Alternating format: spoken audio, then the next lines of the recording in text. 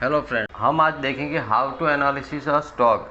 हम stock market में किस तरह से एनालिसिस करते हैं उसके बारे में आज हम चर्चा करेंगे कि हम किन किन टाइप से हम स्टॉक का या स्टॉक मार्केट में जो भी एनालिसिस करना है वो कर सकते हैं। So let's start. हम देखते हैं कि किस तरह से हम स्टॉक मार्केट में एनालिसिस कर सकते हैं। तो हमारे स्टॉक मार्केट में एनालिसिस करने का आपके पास तीन ही टाइप है, एक फंडामेंटल एनालिसिस, दूसरा सेंटिमेंटल एनालिसिस और तीसरा इम्पोर्टेंट टेक्निकल एनालिसिस। इन तीन तरीकों से ही आप स्टॉक मार्केट में एनालिसिस कर सकते हो।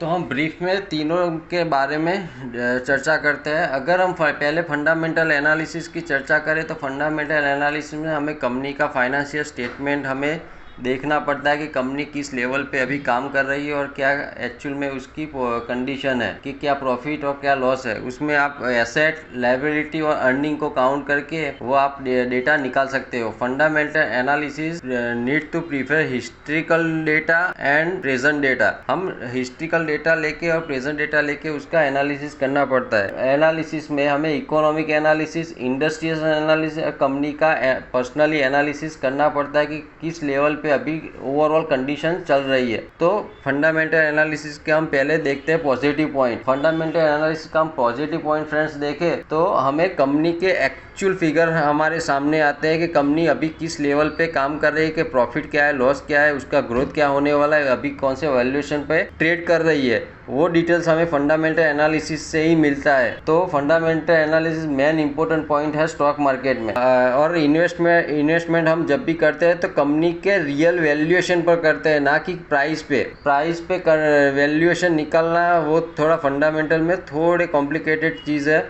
उस हिसाब से हम काम करते हैं। पॉजिटिव पॉइंट के बाद हम देखते हैं फंडामेंटल एनालिसिस के नेगेटिव पॉइंट्स, कि हम क्यों फंडामेंटल एनालिसिस बोरिंग है। क्योंकि उसमें एक हमें प्रॉपर एजुकेशन की रिक्वायरमेंट रहती है। जो क्वालिफाइड पर्सन रहते हैं वही लोग उसमें एनालिसिस कर सकते हैं, क्योंकि उसमें हमें फैक्ट निकालना होता है। कभी कभी हम देखते हैं तो फंडामेंटल एनालिसिस के हिसाब से स्टॉक कभी मूव नहीं करता और उसका फंडामेंटल अच्छा होने के बाद भी कंपनी की वैल्यूएशन अच्छी है, कंपनी का प्राइस भी अच्छा रहता, लेकिन उसमें बायर इंटरेस्टेड नहीं रहते। तो इस हिसाब से कभी कभी स्टॉक अपने जो ओरिजिनल फंडामेंटल है उस हिसाब से मूव नहीं करता। फंडामेंटल के बाद नेक्स्ट आता है सेंटिमेंटल एनालिसिस। सेंटिमेंटल एनालिसिस में हमें ज़्यादा कोई इन्फॉर्मेशन कलेक्ट करनी नहीं होती, जस्ट हम जनरल मार्केट का व्यू निकाल के और न्यूज़ बेस्ड उसमें ट्रेडिंग होती है। तो उसमें मेन पार्ट रहता है न्यूज़ का, कभी की मार्केट में क्या न्यूज़ चल रही है, स्टॉक के बारे में क्या न्यूज़ चल रही है, उस हिसाब से हम पोजीशन बनाते हैं बाइंग की या सेलिंग की। और दूसरा उसमें हमें जनरल व्यू मार्केट का होना चाहिए कि अभी मार्केट किस कंडीशन में और आगे जाके क्या कंडीशन होने वाली है। तो उस हिसाब से हम एनालिसिस करते हैं। तो जनरल कंडीशन हमें किस तरह से पता चलती है, तो जनरल कंडीशन हमें ग्राउंड मार्केट है उससे हमें पता चल जाता है कि अब आगे जाके हमें क्या होने वाला है।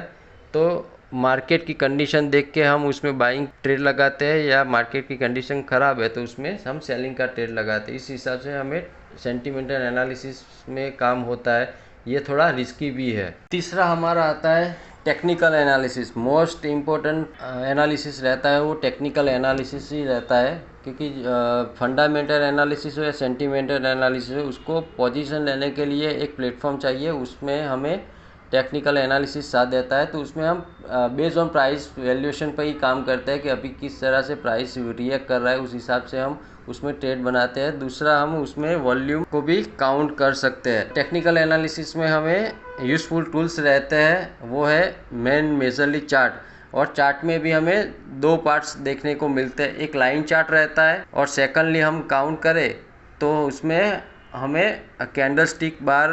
तो ये दो मेजर टूल्स हैं, उससे उस हिसाब से आप उसमें बाइंग या सेलिंग की पोजीशन बना सकते हो। सेकंड एडवांटेज ऑफ हम देखें टेक्निकल एनालिसिस का, तो उसमें हमें लर्निंग करने के लिए ज़्यादा नॉलेज की ज़रूरत नहीं है, कम नॉलेज वाले भी उसमें लर्निंग कर सकते हैं। और थोड़ा इजी भी रहता है कि हमें प्राइस को ही सिर्फ वॉच करना पड़ता है। और जो टेक्निकल एनालिसिस जानते हैं उसको ना ही फंडामेंटल एनालिसिस की रिक्वायरमेंट रहती है, ना ही सेंटिमेंट एनालिसिस की रिक्वायरमेंट रहती है। वो प्राइस देख के ही पता चल जाता है किसका फंडामेंटल स्ट्रॉन्ग है और किसका फंडामेंटल डाउन है।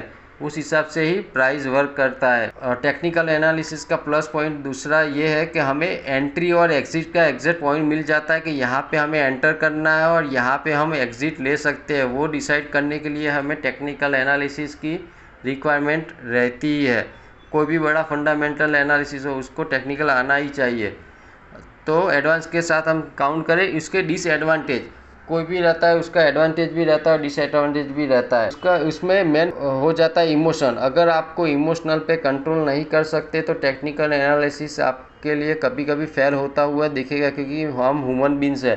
तो इस हिसाब से हमें इमोशनल पे कंट्रोल करना उसमें पड़ता है कि कब बाय करना है, कब सेल करना है। हमें ग्रीडी नहीं होना पड़ता और काफ़ी दूसरे फैक्टर भी जवाबदार रहता है। दूसरा रहता है न्यूज़ इवेंट्स कोई हो रहती है और मैनिपुलेशन। इसमें हम टेक्निकल को थोड़ा दिक्कत की सामना करना पड़ता है कि कभी न्यूज़ के हिसाब से हमें ट्रेड हमारा फेल भी हो जाता है। तो हमने फ्रेंड्स देखा तीनों एनालिसिस के बारे में ब्रीफली चर्चा की है कि बड़ी बड़ी चर्चा हम बोल सकते हैं उसमें कि किस तरह से हम एनालिसिस करते हैं। तो फ्रेंड्स यहाँ पे हमने डिस्कशन किया कि हम किस तरह से स्टॉक मार्केट इन्वेस्ट कर सकते हैं। पहला था फंडामेंटल एनालिसिस, दूसरा था सेंटिमेंटल एनालिसिस और तीसरा था टेक्निकल एनालिसिस। मैं सबसे ज़्यादा प्रीफर टेक्निकल एनालिसिस को ही करता हूँ।